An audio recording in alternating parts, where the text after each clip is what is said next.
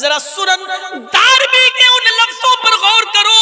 عبداللہ ابن مسعود یہی راوی ہے، فرماتے ہیں کہ ایک بار میں مسجد کے اندر داخل ہوا، میں نے چند لوگوں کو دیکھا، وہ حلقہ بنائے ہیں، 10 آدمی ادھر، 5 آدمی ادھر، 20 آدمی ادھر، 8 آدمی ادھر، اور سب نے اپنی انگلیوں پر یا کنکریوں پر، کچھ کنکریاں انہوں نے لے رکھی تھی، پتھر کی گٹیاں، کنکریاں یہ ہوتی نہیں کنکری، آپ کے یہاں جو بھی بولتے ہو، جیسے کنکری ماری جاتی ہے وہ شیطان کو چھوٹے چنے کے دانے کے برابر، تو وہ کنکریاں انہوں نے لی تھی، ان کے پاس رکھی ہوئی تھی کنکریاں. تسبیح پڑھنے والوں، مالائیں گھمانے والوں، حاجی صاحب آئے کہاں سے حج کر کے، کیا لائے؟ تسبیح لائے. کتنا بڑا نیک کام کیا حاجی، کیا لایا؟ تسبیح لایا. اور کتنی اچھے طریقے سے بانٹ رہا، لو دوسروں کو لو. یہ تسبیح کے بارے میں یہ بانٹ رہے ہو نا، کم سے کم سوچ لیا آپ نے عبداللہ ابن مسعود نے کیا کہا تھا ان کے بارے میں. ان کے بارے میں سورندار بھی اٹھاؤ کنکریاں، اور 10 آدمی ادھر، 5 آدمی ادھر، لوگ پڑھ رہے ہیں 100 مرتبہ سبحان اللہ، 100 مرتبہ الحمدللہ، 100 مرتبہ اللہ اکبر. ان کنکریوں پر یہی وظیفے پڑھے جا رہے ہیں. ہاں آج بھی ہمارے معاشرے میں ہم نے دیکھا ہے، جب NRC اور CAA کا مدعا اٹھا تھا، میں نے دیکھا ہے بہت بڑے بڑے شہروں میں، میں نے دیکھا ہے کہ مسجدوں میں باقاعدہ وظیفے ہوئے. اللہ اس دیش کے پردھان منتری کی عقل گھما دے پھرا دے، امت شاہ کی کھوپڑی کو گھما دے پھرا دے. تو وظیفے ہوئے اور لوگوں نے 1.25 لاکھ مرتبہ وظیفے پڑھے. تسبیح پر لا الہ الا اللہ کا ورد اور سبحان اور اس کا یہ حسبنا اللہ و نعم الوکیل کا ورد 1.25 لاکھ مرتبہ، 1.25 لاکھ مرتبہ پڑھا گیا ہے. یہ طریقے آپ اپنائیں گے جو شریعت سے ثابت نہ ہو، وہ طریقے اپنائے گئے. عبداللہ ابن مسعود فرماتے ہیں کہ میں نے دیکھا کچھ لوگ حلقوں میں بیٹھے ہوئے ہیں اور کنکریوں پر پڑھ رہے ہیں، کوئی 100 مرتبہ سبحان اللہ، 100 مرتبہ الحمدللہ، 100 مرتبہ اللہ اکبر ان کنکریوں پہ پڑھ رہا ہے. تو عبداللہ ابن مسعود نے ان کو بد دعا دی، اللہ تمہیں ہلاک کر دے. ایک صحابی کی بد دعا. ان کنکریوں پر پڑھنے والے صحابیوں کو کیا کہہ رہے ہیں؟ عبداللہ ابن مسعود فرما رہے تمہاری ماں تمہیں کھو دے، تمہاری ماں تمہیں گم پائے، تمہاری ماں تمہیں مرا ہوا پائے، یعنی تم مر جاؤ، تم ہلاک ہو جاؤ، تم برباد ہو جاؤ. ان صحابیوں نے پوچھا اے عبداللہ ابن مسعود آپ کو کیا ہو گیا ہے؟ آپ ہمیں مسجد میں آنے کے بعد بد دعا دے رہے ہو، ہم تو اچھا کام کر رہے ہیں. عبداللہ ابن مسعود کہتے ہیں یہ اچھا کام ہے. ان لوگوں نے کہا ہاں ان کنکریوں پر ہم 100 مرتبہ سبحان اللہ، 100 مرتبہ الحمدللہ، 100 مرتبہ اللہ اکبر پڑھ کر اللہ کی تسبیح ذکر و اذکار کر رہے ہیں.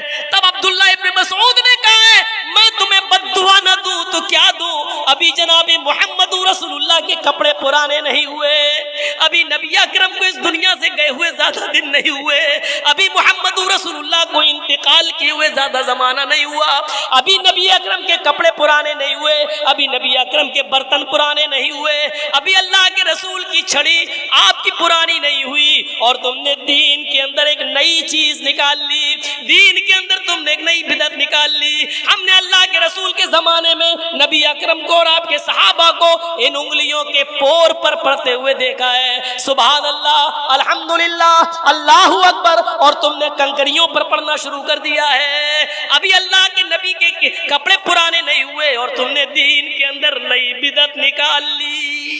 یہ صورتحال تھی. جب مسجد میں بیٹھ کر کنکریوں پہ نہیں پڑھا جا سکتا ہے تو تسبیح کے دانوں پر کیسے پڑھا جا سکتا ہے؟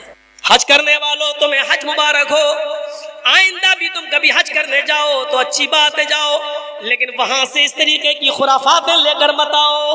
زمزم لاؤ، کھجور لاؤ، وہاں بہت سی دینی کتابیں تقسیم ہوتی ہیں، بنگلہ میں بھی، اردو میں بھی، ہندی میں بھی. آپ وہاں سے دینی کتابیں لے کے آئیے. کسی کو تسبیح دینے کے بجائے آپ کسی کو اپنی بنگلہ زبان میں وہاں سے لائی ہوئی دین کی کتاب دے دیجئے، قرآن لا کر دے دیجئے. آپ کے لیے یہ چیز بھی ثواب کا باعث بنے گی. آپ ان چیزوں کو دے رہے ہیں جس کا قرآن و حدیث کے اندر کوئی وجود موجود نہیں ہے. ہمیں سوچنا چاہیے اور ابھی تک نہ معلوم تھا تو اس لیے اللہ سے توبہ کیجئے. اب معلوم ہو جانے کے بعد ان چیزوں سے بچیے. آپ کو نہیں معلوم شریعت کیا ہے؟ آؤ میں تمہیں بتاؤں شریعت کیا ہے. حضرت عبداللہ ابن عمر اپنے ایک ساتھی حضرت مجاہد کے ساتھ سفر کر رہے ہیں. ایک جنگل کی طرف سے ایک شہر کی طرف گھسنا ہوا. آپ کا جانا ہوا. ظہر کی نماز کا وقت تھا. حضرت عبداللہ ابن عمر کہنے لگے مجاہد آس پاس کہیں مسجد نظر نہیں آ رہی ہے, ہم کو ظہر کی نماز پڑھنا ہے. حضرت مجاہد کہتے ہیں ہاں کوئی مسجد تو نظر نہیں آتی ہے. ابھی دونوں گفتگو ہی کر رہے تھے کہ اتنے میں اذان کی آواز سنائی دی. اللہ اکبر اللہ اکبر. حضرت مجاہد کہتے ہیں اے عبداللہ ابن عمر تمہیں کہیں اللہ کا نام پکارا, کوئی اللہ کا نام پکار رہا ہے کیا, تمہیں آواز لگ رہی ہے؟ حضرت عبداللہ ابن عمر نے کان لگایا, فرماتے ہاں آس پاس ہی کہیں مسجد ہے, اذان کی آواز آ رہی ہے, چلو چلو جلدی اس مسجد کی طرف چلتے ہیں. جیسے عبداللہ ابن عمر حضرت مجاہد کے ساتھ اس محلے میں پہنچتے ہیں, مسجد کا دروازہ آ گیا. حضرت عمر مسجد میں داخل ہونا چاہتے ہیں, اتنے میں اذان کا آخری جملہ ادا ہوتا ہے. مؤذن کہتا ہے لا الہ الا اللہ. حضرت عمر نے عبداللہ ابن عمر نے سمجھا اذان ہو گئی ہے. اب مسجد کے اندر داخل ہوتے ہیں. اتنے میں مؤذن جس نے اذان دی, اذان دینے کے بعد اس نے ایک لفظ ایک جملہ اپنی طرف سے ادا کر دیا, الصلاۃ الجامعہ الصلاۃ الجامعہ. لوگوں جلدی آؤ, مسجد میں جلدی آؤ, نماز کھڑی ہونے والی ہے, نماز کھڑی ہونے والی ہے. دیکھیے کوئی برا جملہ نہیں کہا, اس نے نمازی کے لیے بلایا, اس نے صرف یہ کہا لوگوں جلدی آؤ مسجد میں جماعت کھڑی ہونے والی ہے. عبداللہ ابن عمر نے مسجد میں قدم رکھ دیا تھا. حضرت مجاہد سے کہتے ہیں مجاہد میرا ہاتھ پکڑو, مجاہد مجھے گشی آ رہی ہے, مجاہد مجھے چکر آ رہے ہیں, میں گر جاؤں گا. مجاہد کہتے کیا ہوا؟ حضرت عبداللہ ابن عمر کہتے ہیں مجاہد مجھے یہاں سے نکالو, اس مسجد میں نماز نہیں پڑھوں گا, یہ بدعتیوں کی مسجد ہے, یہ بدعتیوں کی مسجد ہے, اس مسجد سے مجھے نکالو. میں نے اللہ کے نبی کے زمانے میں صرف اذان اتنی سنی, لا الہ الا اللہ, اذان کا مطلب ہی ہوتا ہے نماز کے لیے آؤ, لیکن اس نے اپنی طرف سے الصلاۃ الجامعہ کہہ دیا کہ جلدی آؤ نماز کھڑی ہونے والی ہے. اپنی طرف سے کہہ کر اس نے لوگوں کو بلایا. یہ نئی چیز اس نے ایجاد کر دی ہے, بدعتیوں کی مسجد ہے. اے مجاہد مجھے اس مسجد سے نکالو, اس مسجد میں میری نماز نہیں ہوگی. سوچئے اتنا سا جملہ بڑھ گیا تو مسجد میں نماز نہیں پڑھی. باہر نکلے, اپنی پگڑی اتاری, اسی کو چادر بنا لیا, اسی کو زمین پہ بچھا لیا اور بغیر ٹوپی کی نماز پڑھ لی, بغیر امامے کی نماز پڑھ لی. کیونکہ ٹوپی لگانا نہ فرض ہے نہ واجب ہے نہ کوئی زیادہ ثواب کا حامل ہے, اس لیے انہوں نے سوچا زمین پر بچھا لو. سر سے پگڑی اتر گئی تو کیا ہوا؟ میں نے اللہ کے رسول کو ننگے سر نماز پڑھتے ہوئے بھی دیکھا ہے. میرے پیارے ساتھیوں, انہوں نے مسجد سے باہر سڑک پر نماز پڑھ لی, اپنے سر کا امامہ اتار کے زمین پہ بچھا کے نماز پڑھنا گوارا کر لیا, لیکن اس مسجد میں نماز نہیں پڑھی ہے. من ترکہا حدم الدین, جس نے نماز کو چھوڑ دیا اس نے دین کو گرا دیا. ایک بلڈنگ ہے, ایک پلر پر ٹکی, اسلام بھی 5 پلر پر ٹکا ہوا ہے, اس میں سب سے مضبوط پلر نماز. اللہ نے کے نبی نے کہا جس نے نماز چھوڑ دی یعنی یہ پلر ہٹایا, حدم الدین, اس نے دین کو گرا دیا, یعنی چھت اوپر سے نیچے گر جائے گی, یعنی اسلام ہی گر جائے گا اگر اس کے اندر سے نماز ہٹ گئی. آپ اندازہ لگا سکتے ہیں اتنی بڑی عبادت, اتنی بڑی عبادت کہ اللہ کے نبی صلی اللہ علیہ وسلم اپنی بیوی حضرت عائشہ کے پاس بیٹھے ہوتے, ان کی گود میں اپنا سر رکھے ہوتے, حضرت عائشہ سر سہلا رہی ہوتی, سر میں تیل ڈال رہی ہوتی, سر کا مساج کر رہی ہوتی. ہسبینڈ وائف میاں بیوی دونوں آپس میں باتیں کر رہے ہوتے.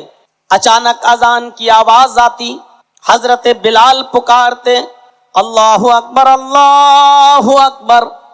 کوئی اور بیان نہیں دے رہا ہے. حضرت عائشہ کہتی ابھی میرے ساتھ بیٹھے ہوتے, میری گود میں سر رکھے ہوتے, مجھ سے پیار و محبت کی باتیں کر رہے ہوتے کہ اچانک اذان کی آواز سن لیتے تو اٹھ جاتے, میں پکڑتی تو مجھے دھکا دے دیتے, मैं पकड़ती कि सही से उठे कहीं गिर न जाएं, जैसी मैं उनको सहारा देती पकड़ती वो मुझे धक्का देते, सीधे कुएं की तरफ भागते, पानी खींचते वुजू बनाते और मस्जिद की तरफ भागते, ऐसा लगता जैसे मुझे कई सालों से जानते ही नहीं, मुझे पहचानते ही नहीं। अभी बैठे थे, अभी बातें कर रहे थे, अभी उनकी गोद में सर रखकर लेटे थे और अजान की आवाज सुनी तो धक्का दिया, वुजू बनाया, मस्जिद में भागे। फरमाती हैं ऐसा लगता था जैसे मुझे कई सालों से देखा नहीं, जानते। अपनी चहेती बीवी को छोड़ रहे हैं और मस्जिद में भाग रहे हैं। हम अजान के वक्त अपनी दुकान बंद नहीं कर सकते, हम अजान के वक्त कैरम बोर्ड खेलना बंद नहीं कर सकते हैं, हम अजान के वक्त मैच बंद नहीं कर सकते हैं। बीवी हैं, हलाल रिश्ता है, निकाह हुआ है, अपनी बीवी की गोद में सर रखे हुए हैं, प्यार भरी बातें कर रहे हैं, सब कुछ, लेकिन अजान की आवाज सुनी, धक्का दिया, आगे बढ़े। पूछ रही तो देख नहीं रहे हैं, देखेंगे तो कहीं बीवी की कमसिन उम्र मुझे रोक न ले। अल्लाह की तरफ जा रहे हैं, भाग रहे हैं मस्जिद की तरफ। और क्या अम्मा आयशा कहती हैं ऐसा लग रहा जैसे मुझे कई सालों से पहचान। इससे अंदाजा लगाइए नमाज का मकाम। सुनिए, नमाज किसी भी कंडीशन में माफ नहीं। इससे नमाज का मकाम समझ रहे हैं ना कितना बड़ा है। फौरन पढ़ना है नमाज, किसी भी कंडीशन में माफ नहीं, बीमारी में भी माफ नहीं। खड़े होके पढ़ने की ताकत नहीं है तो बैठ के पढ़ो, लेकिन माफ नहीं। बैठ के पढ़ने की ताकत नहीं है, लेट के पढ़ो, लेकिन माफ नहीं। लेट के भी नहीं पढ़ सकते हो तो टेक लगाकर इशारे से पढ़ो, पढ़ना है।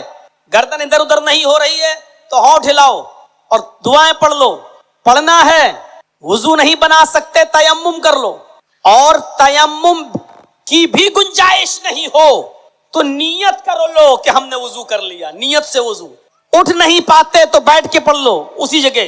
पेशाब की थैली लटकी हुई है, नल की पड़ी हुई है, पेशाब की नली, और आप पेशाब कर रहे हैं और वो आपकी थैली में आ रहा है, ऐसी कंडीशन में भी नमाज आपको पढ़ना है।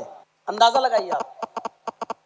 कभी कभी बहुत से लोगों की लैट्रीन बंद हो जाती है और दूसरा रास्ता बनाकर थैली लटका दी जाती है, लैट्रीन की थैली लटकी है, नमाज का टाइम हो जाए, आप जा नहीं सकते, आप कहिए नहीं नहीं ये गंदगी है मेरे पास, मेरे साथ है, वो थैली में है, लेकिन नमाज आपको इधर भी पढ़ना है। नल की पेशाब की लगी हुई है, आपको फिर भी नमाज पढ़ना है, क्योंकि अब ये कंडीशंस मजबूरियों की है, लेकिन नमाज तो मजबूरी में भी माफ नहीं। अच्छा, इन बातों से ऐसा लग रहा कि नहीं कि अपने गरीबानों में आदमी झांक कर देख कि हम तो हट्टे खट्टे तंदुरुस्त मोटे ताजे सब कुछ और कोई बीमारी नहीं, फिर भी छोड़ रहे हैं, जबकि नमाज इस कंडीशन में भी नहीं माफ, फिर भी पढ़ना। अगर आपको होश है तो पढ़ना है, और इस कंडीशन में भी अगर आप छोड़ रहे हैं नमाज, तो हजरत उमर ने क्या फरमाया था, ला हज्जा फिल इस्लामी लिमन तरकस सलाह, अगर किसी ने इस कंडीशन में भी नमाज छोड़ दी तो इस्लाम के अंदर उसका कोई हिस्सा नहीं है। यहां से आप अंदाजा लगाइए नमाज का मकाम व मर्तबा। लेकिन इस नमाज की रूह क्या है, तकवा। यही नमाज अगर आपने मोहल्ले वालों के डर से पढ़ी, यही नमाज अगर आपने समाज के डर से पढ़ी, यही नमाज अगर किसी तालिब इल्म ने उस्ताद के डर से पढ़ी, यही नमाज अगर आपने अपने माँ बाप के डर से पढ़ी, यही नमाज अगर आपने गांव वालों की सजा के डर से पढ़ ली, तो यही नमाज बेरूह हो गई, यही इबादत बेकार हो गई, यही मुर्दा इबादत हो गई। इबादत के अंदर से रूह निकल गई है, तकवा निकल गया है। अब ऐसी नमाज अल्लाह के यहाँ काबिल कबूल ही नहीं है जिसने इस नमाज को अल्लाह के लिए नहीं पढ़ा, जिसने मोहल्ले वालों, गांव वालों और समाज वालों के डर से पढ़ा है। मन सल्ला युराई फकद अशरक, अल्लाह के नबी ने फरमाया जिसने दूसरे को दिखाने के लिए नमाज पढ़ी उसने शिर्क किया। पूरे हफ्ते नहीं, जुमे में सबसे आगे बैठे हैं, पहली सफ में, सऊदी अरब का रुमाल भी डाल लिया, जन्नतुल फिरदौस भी लगा ली है, अगली सफ में बैठे हैं। आज क्यों आए हो, आज जुमा है। अच्छा, पूरे हफ्ते अल्लाह नहीं देखता है, सिर्फ जुमे के दिन देखता है। नहीं नहीं मौलवी साहब ऐसी बात नहीं, आज जुमा है। ओ अच्छा, पूरे हफ्ते नमाज छोड़ी, गुनाह नहीं पड़ेगा, आज छोड़ दोगे तो गुनाह पड़ेगा, यानी उन दिनों में अल्लाह की तरफ से माफ है। नहीं मौलवी साहब माफ नहीं है, तो आज क्यों आए हो, आज जुमा है। अच्छा, जुमा है तो क्या हुआ, अरे मौलाना अगर जुमे की भी नमाज नहीं पढ़ेंगे तो मोहल्ले वाले क्या कहेंगे, गांव वाले क्या कहेंगे, समाज के लोग क्या कहेंगे, देखो कितना बड़ा कमीना आदमी है, जुमे तक की नमाज नहीं पढ़ता। देखिए एक वक्त की नमाज भी हमने पढ़ी, वो भी गांव वालों के डर से। जर्जी साहब हज करके आए हैं, अजान हुई नमाज पढ़ने चले गए। जर्जी साहब नमाज पढ़ने जा रहे हैं, हाँ जा रहा हूँ यार, हज करके आया हूँ, नमाज नहीं पढ़ूंगा। लोग कहेंगे हाजी होके नमाज नहीं पढ़ता, लोग कहेंगे मौलवी होके नमाज नहीं पढ़ता। नमाज भी पढ़ रहे हैं हम और ये सोच रहे हैं कि अगर नहीं पढ़ेंगे तो मोहल्ले वाले कहेंगे मौलवी होके नहीं पढ़ता है, हाजी होके नहीं पढ़ता है। पता ये चला कि ये नमाज अब बेरूह है, इसके अंदर से रूह निकल चुकी है। अब ये नमाज मुर्दा है। जैसे मुर्दा इंसान की कोई कद्र नहीं होती है, ऐसी ही मुर्दा नमाज की भी अल्लाह के यहाँ कोई कद्र नहीं होगी। मुर्दा इंसान को हम कब्र में दफन कर देते हैं, ऐसी इस मुर्दा इबादत को अल्लाह डस्टबिन में डाल देगा, कूड़ेदान में फेंक देगा। ऐसी नमाज की अल्लाह को कोई हाजत, यहां से अंदाजा लगाइए। इसी तरीके से अला हाज़ल क़यास, सारी इबादतों को इसी पर कयास करिए। रोजा भी इबादत है, अल्लाह के डर से है तो ठीक। या अय्युहल्लज़ीना आमनू कुतिबा अलैकुमुस्सियामु कमा कुतिबा अलल्लज़ीना मिन क़ब्लिकुम लअल्लकुम तत्तक़ून। मुसलमानों, तुम्हारे ऊपर रमजान के रोजे फर्ज कर दिए गए हैं जैसा कि तुमसे पहले के लोगों पर फर्ज कर दिए गए थे। लअल्लकुम तत्तक़ून, ताकि तुम्हारे अंदर तकवा पैदा हो जाए। देखिए रोजा फर्ज क्यों किया गया, ताकि तुम्हारे अंदर तकवा पैदा हो जाए। और अल्लाह ने क्या कहा, कुतिबा अलैकुमुस्सियाम, लिख दिया गया। फर्ज में और मकतूब में फर्क होता है।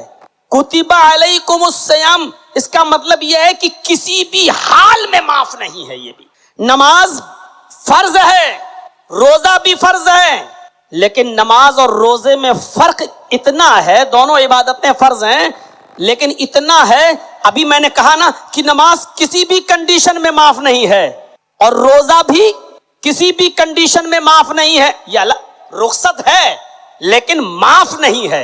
लेकिन दोनों में फर्क क्या है, नमाज किसी भी कंडीशन में माफ नहीं, लेकिन मर्दों के लिए, औरतों के लिए उनकी एक कंडीशन में माफ है। देख रहे हैं आप, बताने की जरूरत, आप समझदार हैं, जानते हैं। हमारी जिन माँ बहन बेटियों को पीरियड आता है, और फितरत है ये, उनका नेचुरल मामला है, तो जितने दिन उनको पीरियड आता है, इस पीरियड में जितनी नमाजें छूटेंगी ये उन औरतों के ऊपर से माफ हैं।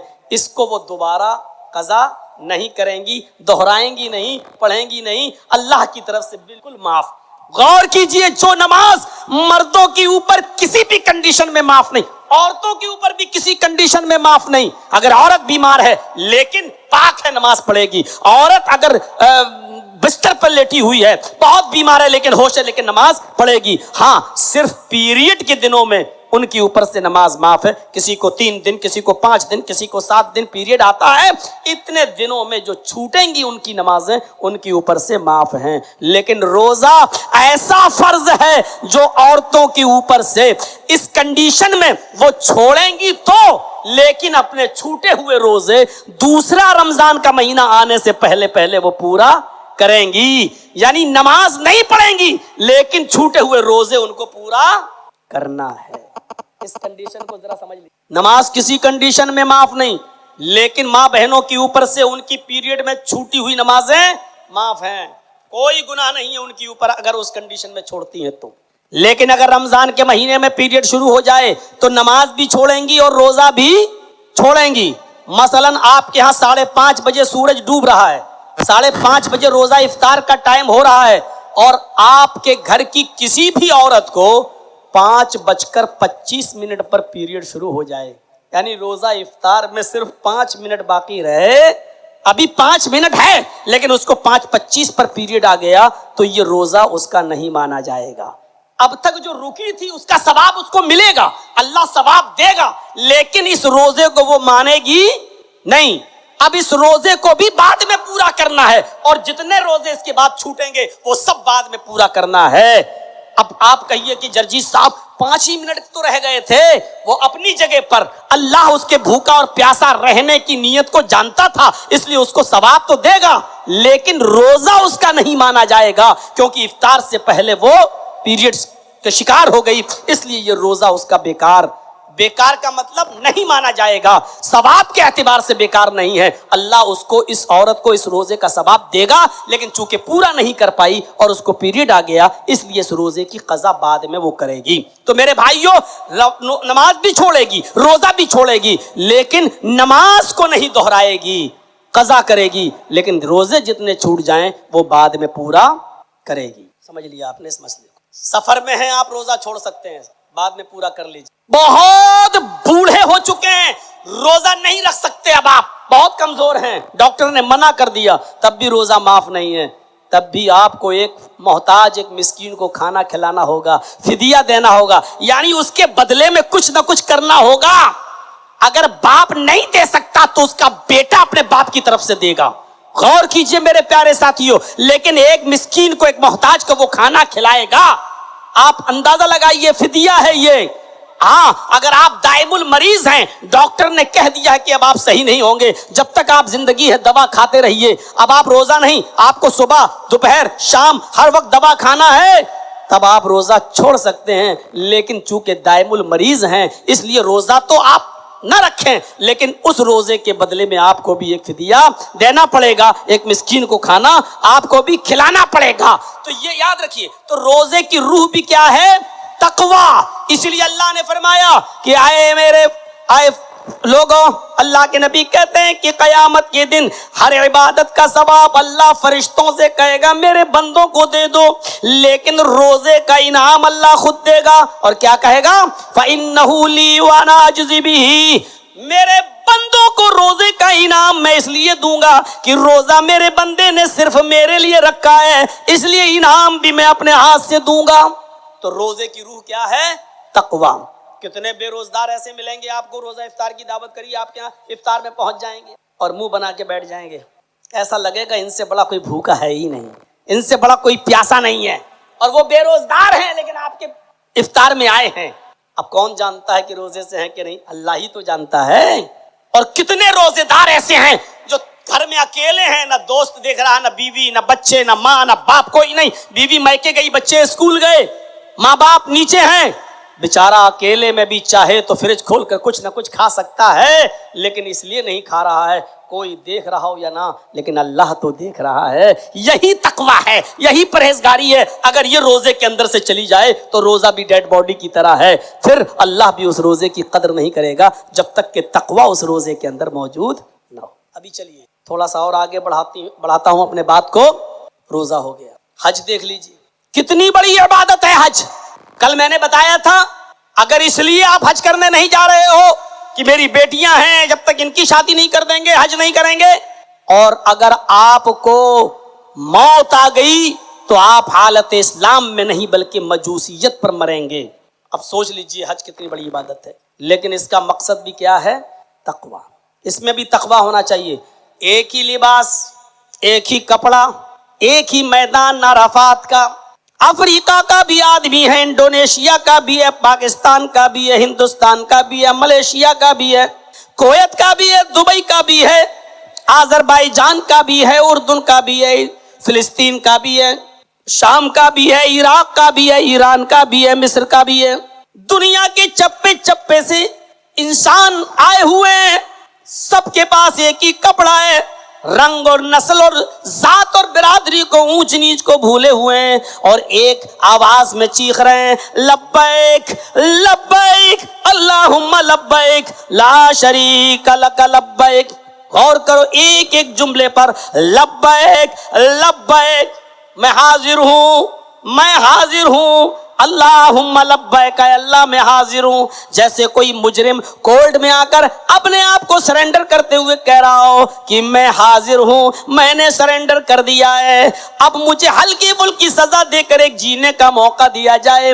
کورٹ اس کو جیل بھیج دیتا ہے اور پھر وہاں سے نکال کر کہتا ہے کہ اس کو سدھرنے کا ایک چانس دیا جائے. جیسے تم کورٹ کے آدیش سے بھاگ نہیں سکتے ہو، حکم ہو گیا ہے 10 تاریخ تک اس کو سرنڈر کرنا ہے، اور اگر اس نے 10 تک اپنے آپ کو سرنڈر نہیں کیا تو جہاں دکھائی دے اس کو گولی مار کر ختم کر دو. تو اب 10 سے پہلے آدمی اپنے آپ کو سرنڈر کر دیتا ہے، ایسے ہی دنیا کے چپے چپے سے آیا ہوا انسان اپنے آپ کو سرنڈر کر رہا ہے. اے اللہ، میں اپنے باپ سے گناہ چھپا سکتا ہوں، اپنی بیوی سے چھپا سکتا ہوں، اپنے رشتہ داروں سے چھپا سکتا ہوں، اپنے دوستوں سے چھپا سکتا ہوں، لیکن تیری نظروں سے تو اوجھل نہیں ہوں. آج ہم اپنے سر پر گناہوں کی گٹھری لاد کر لائے ہیں. اے اللہ، میں نے اپنے آپ کو تیرے آگے سرنڈر کر دیا ہے، حاضر ہوں. اے اللہ، میرے گناہوں کو بخش دے.